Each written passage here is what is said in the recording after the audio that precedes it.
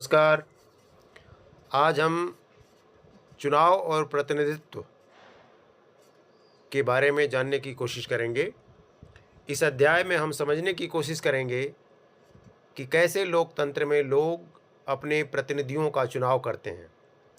यह अध्याय भारत के चुनावी तंत्र और प्रतिनिधित्व के विभिन्न तरीकों का विस्तृत विवरण देता है। सबसे पहले हम जानने की कोशिश करेंगे, चुनाव क्या है। चुनाव वह प्रक्रिया है जिसके माध्यम से लोग अपने प्रतिनिधियों को चुनते हैं। भारत जैसे बड़े लोकतंत्र में, जहां प्रत्यक्ष लोकतंत्र संभव नहीं है, लोग चुनाव के द्वारा अपने प्रतिनिधियों को चुनकर सरकार बनाते हैं। भारत में प्रतिनिधित्व का तरीका first past the post system है। फर्स्ट पास्ट द पोस्ट क्या है? भारत में चुनाव के लिए फर्स्ट पास्ट द पोस्ट, जो सबसे आगे वही जीते, प्रणाली अपनाई गई है।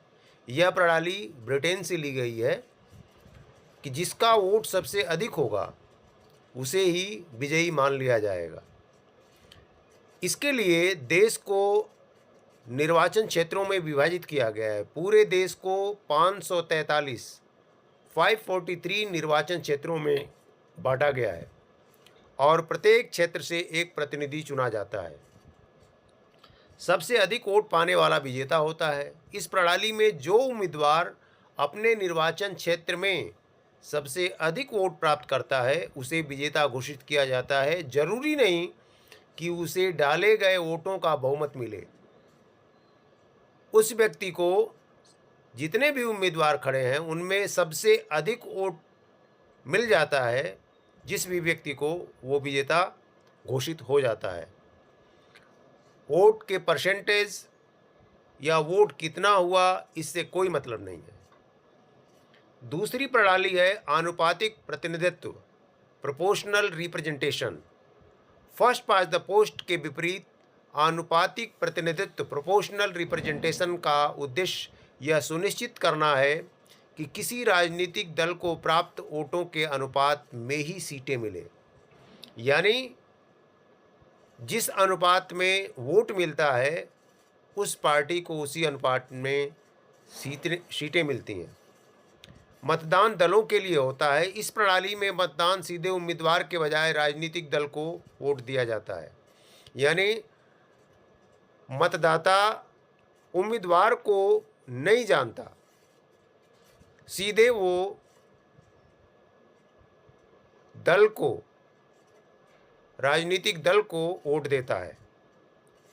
सीटों का वितरण, जिस पार्टी को जितने प्रतिशत वोट मिलते हैं उसी अनुपात में विधायिका में सीटें मिलती हैं। यानी जिस पार्टी को जितने परसेंट टोटल वोट मिलेगा उसी हिसाब से उसको अपने उम्मीदवार जिताने का मौका मिलेगा।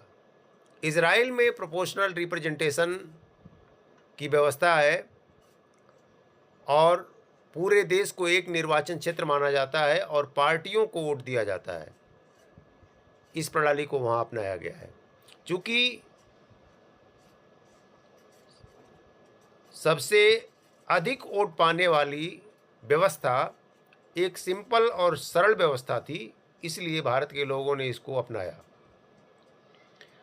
भारत में आरक्षण की व्यवस्था भी की गई है। भारतीय संविधान ने समाज के वंचित वर्गों को पर्याप्त प्रतिनिधित्व सुनिश्चित करने के लिए आरक्षित निर्वाचन क्षेत्रों की व्यवस्था की है। लेकिन आरक्षित निर्वाचन क्षेत्रों में संयुक्त निर्वाचन प्रणाली है। आरक्षण का मतलब यह नहीं कि केवल आरक्षित समुदाय के लोग ही मतदान कर सकते हैं। उस निर्वाचन क्षेत्र के सभी नागरिक वोट देने के योग्य होते हैं। अलग निर्वाचन मंडल स्वीकार नहीं किया गया है। संविधान निर्माताओं ने धार्मिक आधार पर अलग निर्वाचन मंडल की प्रणाली को खारिज कर दिया था। ये सभी चुनावी प्रक्रिया को संचालित करने के लिए एक स्वतंत्र चुनाव आयोग का गठन संविधान के स्वतंत्र चुनाव आयोग निष्पक्ष चुनाव कराने के लिए एक स्वतंत्र और निष्पक्ष चुनाव आयोग की स्थापना की गई है। इसकी स्थापना 25 जनवरी 1950 को की गई थी। इसका कार्य है चुनाव आयोग चुनाव कराने मतदाताओं की सूची तैयार करने, आचार संहिता लागू करने के लिए जिम्मेदार है। इसके अलावा राजनीतिक दलों को मान्यता देना, चुनाव चिन्ह प्रदान करना भी चुनाव आयोग का काम है। वर्तमान चुनाव प्रणाली में कुछ और सुधार की आवश्यकता है, जिसकी चर्चा इस अध्याय में की गई है। जैसे महिलाओं के प्रतिनिधित्व को बढ़ाना, विधायिका में महिलाओं के लिए आरक्षण का मुद्दा भी इस विषय का एक हिस्सा है। चुनावी प्रक्रिया को धन और बल का दुरुपयोग, राजनीति का अपराधीकरण, राजनीतिक दलों में आंतरिक लोकतंत्र की कमी और मतदान में कम भागीदारी जैसी चुनौतियों का सामना करना पड़ता है। इन मुद्दों पर काबू पाने और लोकतांत्रिक प्रक्रिया की पवित्रता को बनाए रखने के लिए चुनावी सुधार अनिवार्य हो गए हैं। यानी इन विषयों पे भी चुनाव आयोग को ध्यान देना चाहिए और जो कमियां हैं इसको दुरुस्त करने की कोशिश करनी चाहिए। धन्यवाद।